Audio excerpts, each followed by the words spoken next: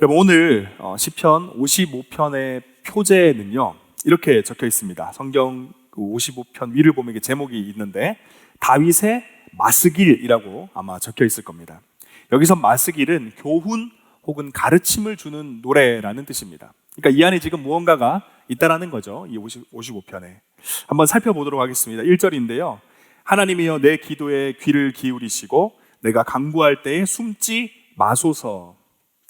오늘 시편을 처음부터 끝까지 우리가 읽어보았다면 1절의 다윗의 이야기가 나지막하게 혹은 평상시의 목소리로 하는 이야기가 아님을 우리는 알 수 있습니다. 1절만 보면 그럴 수 있지만 우리가 마지막 절까지 다 살펴보면 그런 목소리로 이야기한 게 아님을 알 수 있어요. 1절의 다윗의 요청은요 흡사 이 외침과도 같습니다. 부르짖음과도 같아요. 하나님 내 기도에 좀 귀를 기울여 주십시오. 하나님 내가 간구할 때 좀 숨지 마세요. 지금 다윗은요 하나님께 자신에게 지금 귀를 닫고 자신을 피해서 숨어 계신 것과 같이 느껴질 만큼 지금 힘든 상황 가운데 놓여 있는 겁니다. 다윗이 계속해서 하나님께 외치죠. 내게 굽히사 응답하소서. 내가 근심하여 편하지 못하여 탄식하고 있습니다. 이어지는 3절에서는 자신이 지금 이런 고통 가운데 있는 이유를 또 설명하는데요 이는 원수의 소리와 악인의 압제 때문이라 그들이 죄악을 내게 더하여 노하여 나를 핍박하나이다. 죄악을 내게 더한다라는 표현은 그들이 나를 지금 저주하고 있다라는 겁니다. 나에게 재앙을 쏟는다라는 의미예요. 계속해서 이어지는 말씀 보겠습니다. 내 마음이 내 속에서 심히 아파하며 사망의 위험이 내게 이르렀다. 두려움과 떨림이 내게 이르고 공포가 나를 덮었도다. 여러분 지금 하나님 앞에 뭐라고 얘기하는 겁니까?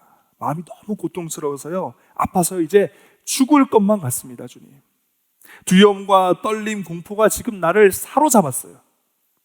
지금 다윗은요 자신의 고통이 최고조에 정말 더 이상 버틸 수 없는 한계까지 이르렀다고 이야기하고 있는 거죠.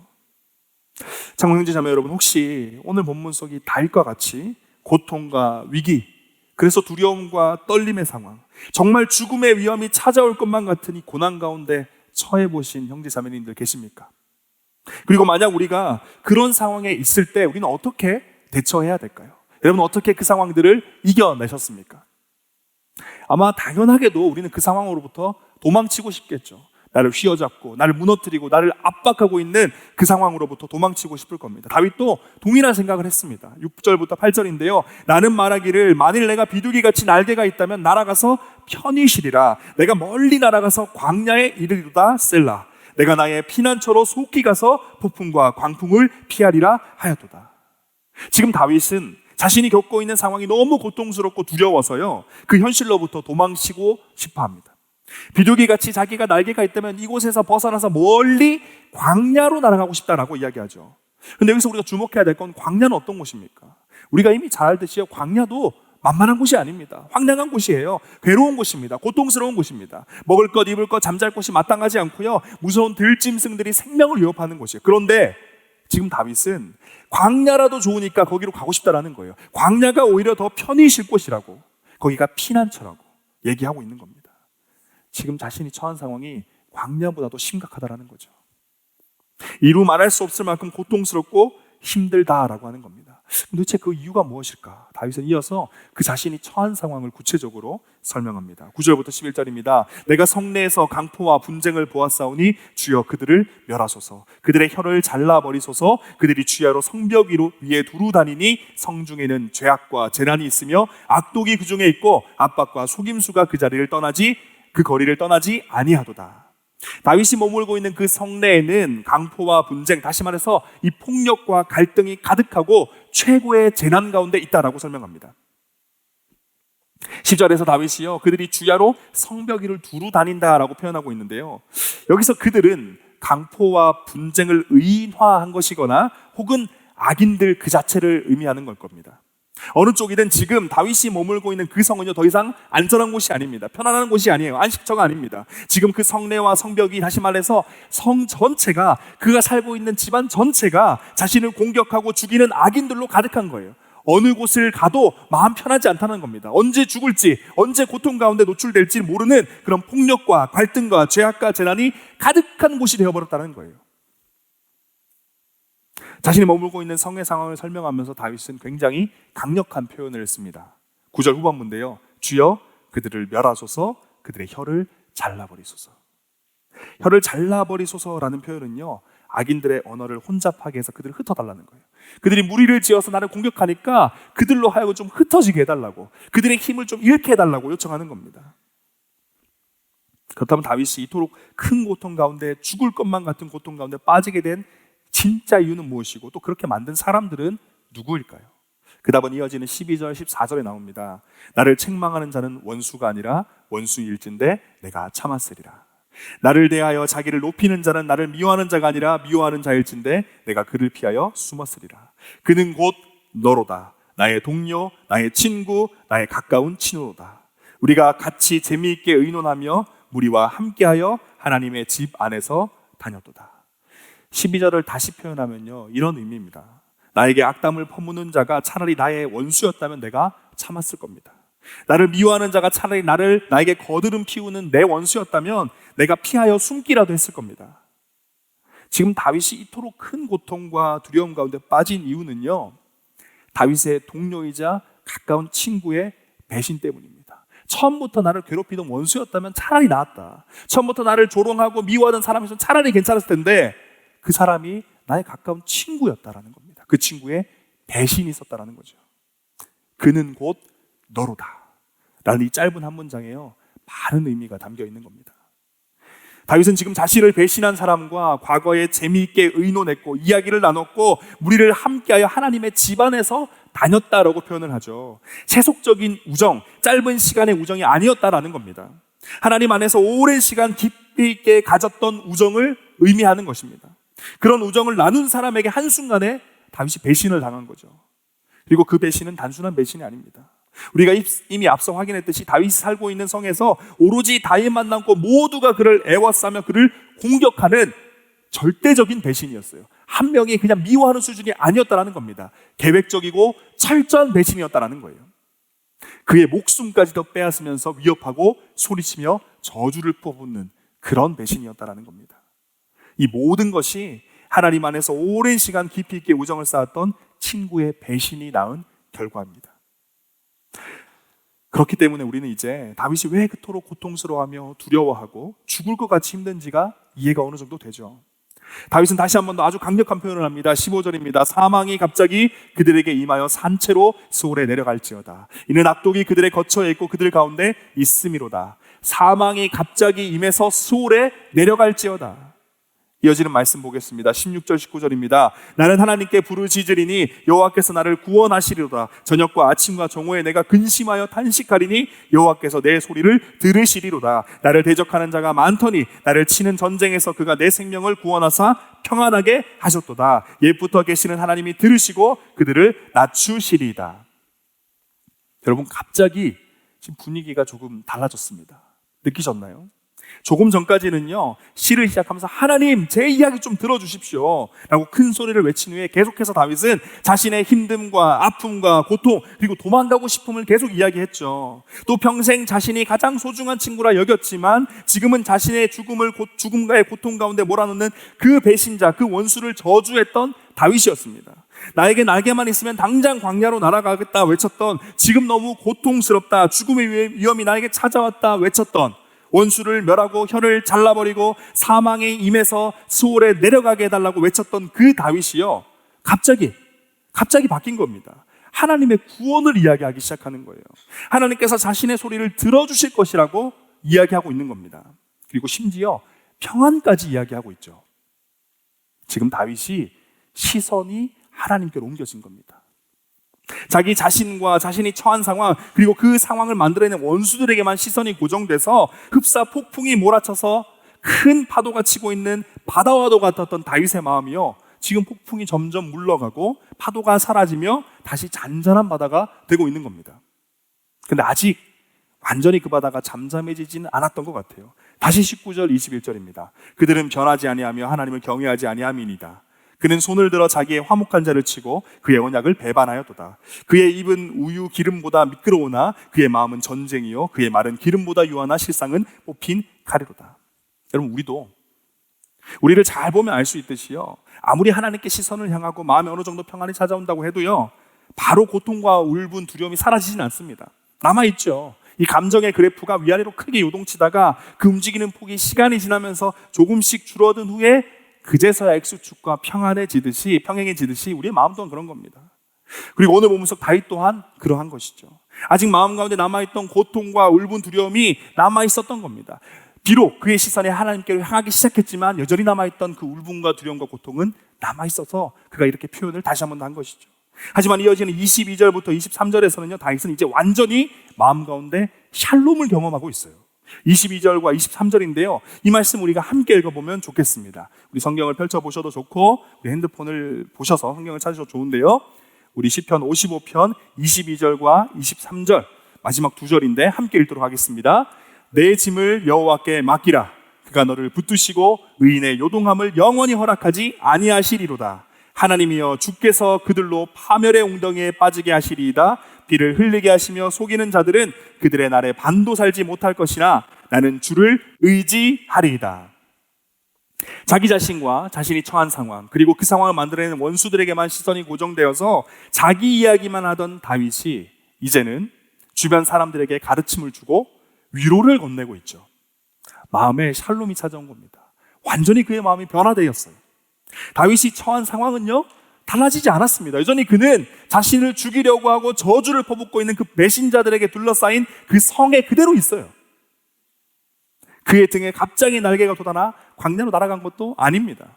하지만 지금 우리가 확인했듯이요, 다윗은 그의 마음과 생각, 심지어 육체까지 장악하고 그를 뒤흔들고 있던 모든 상황에서 벗어나 하나님을 바라보며 샬롬을 경험하고 있어요. 장로 형제 자매 여러분, 그렇다면 도대체 이렇게 바뀐 이유가 뭘까요? 어떻게 그는 갑자기 하나님께 시선을 향할 수 있게 된 것일까요? 어떻게 그는 갑자기 샬롬을 경험하게 된 것일까요? 상황은 바뀐 게 하나도 없는데 22절에서 그 답을 찾을 수 있습니다. 내 짐을 여호와께 맡기라. 내 짐을 여호와께 맡기라. 저는 이것을 이렇게 풀어 쓰고 싶어요. 오늘 설교의 제목인데요, 내 모든 것을 하나님께 쏟아놓으라. 내 모든 것을 하나님께 쏟아놓으라. 하나님께서 시선을 돌리기 시작한 16절 전까지 딱 나눠져 있습니다. 16절 전까지요, 다윗은 자기 자신이 처한 상황을 만들어낸 원수들에게만 시선이 딱 고정되어 있었어요. 16절 전까지요. 그런데 하나님 앞에 그 시간을 통해서 모든 걸 쏟아부으니까 16절 전까지 1절부터 15절의 내용을 통해서 자신의 모든 것을 하나님께 쏟아놓고 나니까 그 과정을 통해서 그는 하나님 앞에 자신의 민낯을 드러내 보였죠.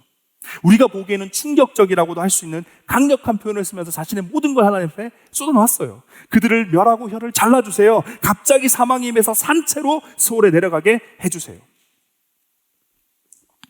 우리가 잘 알듯이요, 또 다른 여러 시편에서 하나님은 요새 피난처 노래라고 했던 다윗이요, 하나님은 온데간데 없이 현실을 도피하고 날개를 달고 도망가고 싶다는 것까지 이야기하기도 했습니다. 지금 1절부터 15절까지 그는요, 모든 것을 하나님 앞에 쏟아놨어요. 자신 안에 있는 정말 더럽고 추악한 이 감정까지도 하나님 앞에 다 쏟아놨다는 겁니다. 사랑하는 창공 모든 형제자매 여러분, 우리는 결코 원하지 않지만요, 우리 인생에서 오늘 다윗이 경험한 것과 같은 아주 큰 고난이 반드시 찾아올 겁니다. 혹 이미 지금 그때를 보내고 있는 형제 자매님들이 계실지도 모르겠습니다. 여러분, 바로 그때 우리 이렇게 기도해야 돼요. 나의 모든 것, 나의 고통과 분노와 애통과 눈물, 인생의 가장 큰 고난 가운데 있는 나에게 찾아온 모든 감정과 생각, 이 모든 것을 다윗처럼 하나님 앞에 다 쏟아놔야 된다는 겁니다. 물론 하나님 앞에서 우리가 격식을 차려야 될 때도 있습니다. 하지만요, 적어도 기도할 때는 그렇지 않아요. 지금 다윗이 그걸 잘 보여주고 있지 않습니까? 오늘 본문뿐만 아니라요, 다윗이 쓴 시편들을 여러분 한번 쭉 살펴보면요, 다윗은 언제나 하나님 앞에 모든 걸 쏟아놔요. 자신의 마음 가운데 있는 그 나쁜 생각들, 악한 생각들, 혀를 잘라달라라든지 산채로 쓸어 내려가는 자신의 분노 섞인 그 감정들까지도요, 하나님 앞에 다 쏟아놔요. 그런데 항상 그 패턴이 똑같습니다. 다윗은요, 그렇게 하나님 앞에 모든 걸 쏟아놓은 이후에 진정한 평안과 기쁨을 경험하면서 하나님을 찬양과 감사하며 노래를 끝내요. 오늘 본문도 동일하죠. 혹시 하나님 앞에 모든 걸 쏟아놓는 게 걱정되시는 분 계신가요? 내 마음과 생각 가운데 있는 입 밖으로 꺼내면 충격적이고 무서운 그 모든 것을 하나님 앞에 쏟아놓기가 두렵고 걱정되시는 분이 계십니까? 아니면 고난과 시험 앞에 속절없이 무너져서 나 자신이 너무 싫고 하나님 앞에 서기가 부끄러워서 하나님 앞에 나아가는 것조차 어려운 분이 계신가요? 여러분, 우리는 혀를 잘라달라고 했던, 원수를 죽여달라고 했던 다윗의 요청이 하나님을 향한 그 기도에서 끝났다라는 걸 기억해야 돼요. 그 기도에서 끝나지 않고 실제 삶에서 그가 그런 일을 행했나요? 아닙니다. 기도로 끝났다는 걸 우리가 주목해야 돼요. 자신의 마음 가운데 생겨나는 분노, 옳지 않은 생각을요, 하나님 앞에 모두 쏟아놓을 때 하나님께서는 평안을 주시고 흔들리지 않는 마음, 죄를 지으려는 그 마음을 다 잡아주신다라는 겁니다. 결국 하나님만이 유일한 해결책이 된다는 거죠. 그 기도를 통해서 하나님으로 우리의 해결책을 삼게 된다는 겁니다. 예수님의 기도에서도 우리는 이 동일한 원리를 발견할 수 있어요. 마태복음 26절 39절인데요. 조금 나아가사 얼굴을 땅에 대시고 엎드려 기도하여 이르시되 내 아버지여 만일 할만하시거든 이 잔을 내게서 지나가게 하옵소서. 그러나 나의 원대로 마옵시고 아버지의 원대로 하옵소서 하시고. 여러분, 짧은 기도지만요, 이 잔을 내게서 지나가게 해달라는 예수님의 기도는 예수님의 모든 걸 쏟아놓는 기도였습니다. 예수님의 입장에서요, 하나님의 뜻이 무엇인지 그분은 누구보다도 잘 알고 있었고 그것을 위해 마지막 생의 그 순간까지 오셨어요. 근데 마지막에 어떻게 이야기하셨습니까? 하나님의 뜻대로 안 하고 싶다라는 고백을 하신 거예요. 하나님, 이 잔을 내게서 멀리 하십시오. 죽음을 나에게서 멀리 하십시오. 여러분, 이것은 하나님 앞에 예수님이 모든 걸 쏟아 놓으신 거예요. 그렇지만 그 기도의 끝은 어떻습니까? 아버지의 원대로 하옵소서. 기도의 원리가 이뤄야 된다는 겁니다. 십자가의 사역을 눈앞에 두고 예수님이 경험한 그 유혹을 하나님 앞에 쏟아 놓은 겁니다. 하지만 예수님께서는 하나님 앞에 쏟아놓는 그 모든 기도, 모든 것을 쏟아놓는 그 기도를 하신 이후에 하나님께서 주시는 샬롬을 경험하시고 그분의 계획과 뜻에 철저히 완벽하게 순종하셨죠.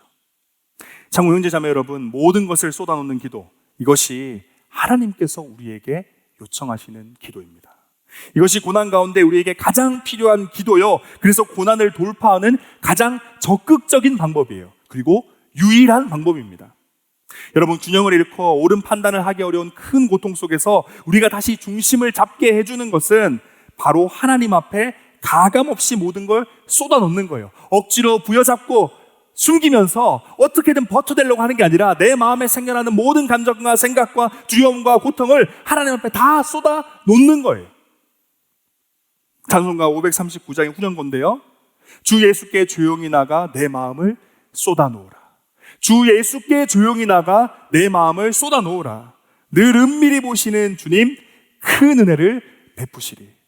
제가 참 좋아하는 찬송가인데요, 이 설교 말씀 시편 55편을 연구하고 제가 묵상하면서 이 찬송가가 계속 떠오르는 거예요. 여러분, 우리의 기도가 이래야 돼요. 우리의 신앙이요, 항상 이 원리를 쫓아가야 되는 거예요.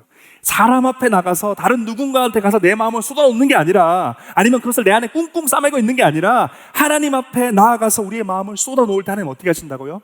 늘 은밀히 보시는 그 하나님 우리에게 큰 은혜를 베푸신다라는 겁니다. 형제자매 여러분, 주 예수께 나아가 우리의 마음을 쏟아놓읍시다.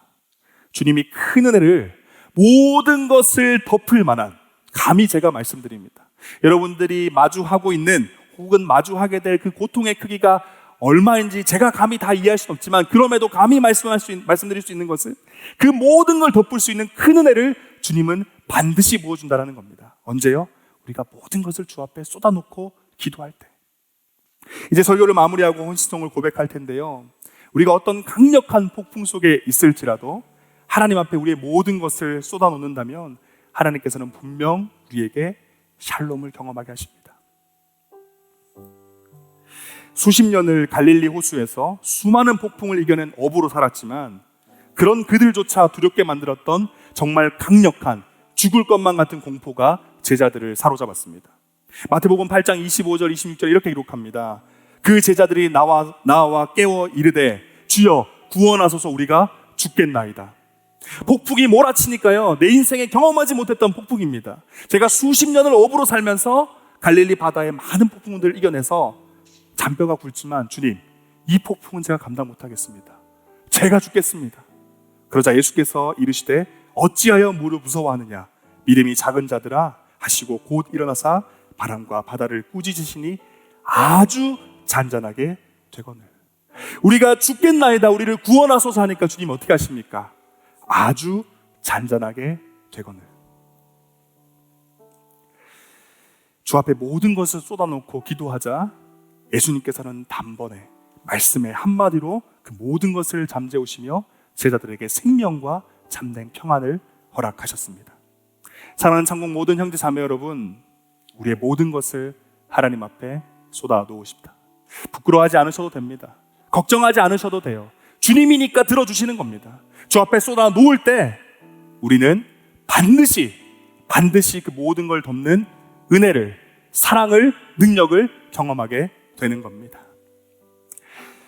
우리 다 함께 기도하도록 하겠습니다. 이 시간 함께 일어나셔서 우리 헌신송 고백하고 기도의 자리로 나아가도록 하겠습니다.